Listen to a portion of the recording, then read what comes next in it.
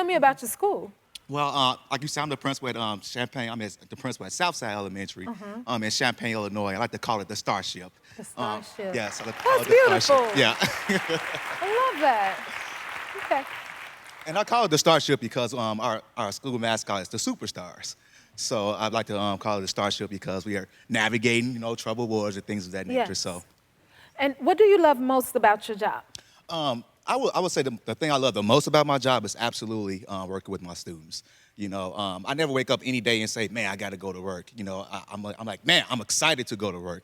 I get the opportunity to go to work and work with my students. So that is so awesome. Tell us what made you want to work in education. So starting up, growing up, education was always the front foot of my household. My dad was always like, you can have all the money in the world, but one thing, and it could be taken away from you, but one thing that cannot be taken away from you is your education. That is, so it was really, a reflection of not seeing enough black men in the field of education that really made me want to go into the field of education. What do you think it means to your students for them to see someone that looks like them? Oh, it's for my students, it's definitely a powerful thing, and it's definitely humbling to me. One of the things that really stood out to me was a few years ago. I had one of my black male students, and he just came to me. He said, "Mr. Mahone, you look like me." Wow, that's He said, powerful. "You understand me, you see me, you value me." And other times where people were often like writing him off, I wasn't the person that did that. And this was when I was still teaching, So at that point, that's when I was like, I have to stay in the field of education because education is definitely hard work, and you don't do it for the pay. Everyone that knows about the field of education, it's not a healthy salary or whatnot. So, but it should be. It should be. It should be. It absolutely should be. So it's really, getting an opportunity to interact with those kids and the look and the admiration that they have in their eyes when they get a chance to see someone that looks like them and see someone that's been through what they've been through before, and to actually have the opportunity to say, hey, you can also do this as well.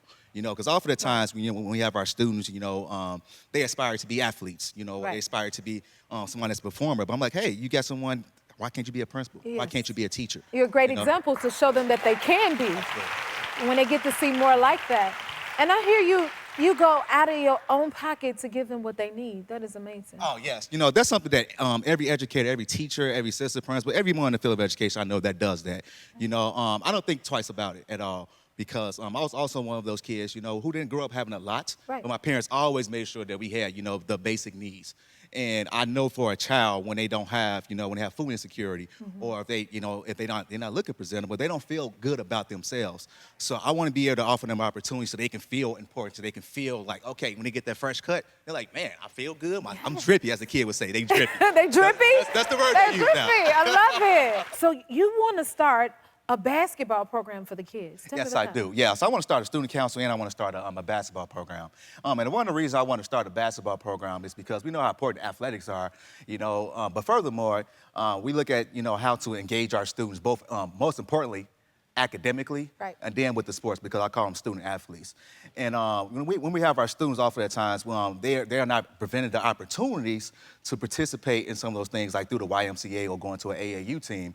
And I have a lot of kids who call themselves being hoopers at my school, So, on Fridays, I got to come out there with my J's on, show them what's up, and cross them up every now and then. But so every now and then, like, Ms. Mahone, can you come outside and play basketball with us during recess, So sometimes I sneak away from my lunch duty to go out there and play basketball with them. So, and I recognize that some of the students have an actual skill set, and they've been asking me for years, like, Ms. Mahone, can we get a basketball or something going on? So this year I said, you know what, why not? After coming off of COVID, and all the things, the opportunities the kids was not able to have, I'm like, let's do something for them. So I wrote a proposal note to secure some funds so I could be able to support the program or whatnot. And I actually have my librarian who's going to help me to coach the team myself. Nice. Well, you're going to shoot some hoops. If you can make about 20 baskets in 1 minute, then you're going to win a mystery prize that I know you're going to like. Okay? Come on, Chicago!